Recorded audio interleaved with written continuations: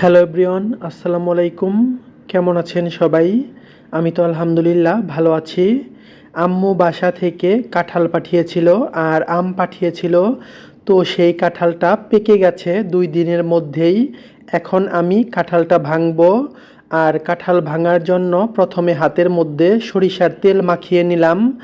আপনারা সবাই হয়তো জানেন হাতের মধ্যে সরিষার তেল মাখিয়ে নিলে কাঁঠালের আঠাটা হাতের মধ্যে লাগে না। আর মূলত এই আঠার জন্যই কাঁঠাল ভেঙে খাওয়া হয় না। তো কিচ্ছু করার নেই, আম্মু পাঠিয়েছে আমার জন্য। তো বাসা থেকে কোনো কিছু পাঠালে সেটার জন্য অন্যরকম একটা মায়া কাজ করে। আর তার জন্য কাঁঠালটা আমি সকাল সকাল ভেঙে নিলাম। কাঁঠাল দিয়ে মুড়ি খাওয়ার মজাই আলাদা। যেহেতু বছরের একটা ফল অবশ্যই খাবো। এখন একদল মানুষ আছে যারা কিনা কমেন্ট করবে কাঁঠাল দিয়ে মুড়ি ভালো লাগে না, এই সেই। তো ভাই, আমার কাছে কাঁঠাল দিয়ে মুড়ি ভালোই লাগে।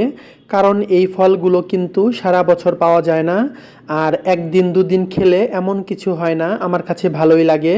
তো আপনাদের কাছে কেমন লাগে অবশ্যই আমাকে কমেন্টে জানাতে পারেন। আর আমি আজকে ফার্স্ট কাঁঠাল ভাঙলাম।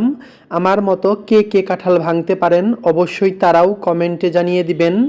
কথা বলতে বলতে আমার কাঁঠাল অলমোস্ট ভাঙা হয়ে গেছে। এইটুকু রেখে দেব কালকে সকালে খাওয়ার জন্য। আর যেটুকু ভাঙলাম সেখান থেকে কিছুটা ফ্রিজে রেখে দেব। নর্মাল ফ্রিজে রেখে ঠান্ডা ঠান্ডা কাঁঠাল খাওয়ার মজাই আলাদা।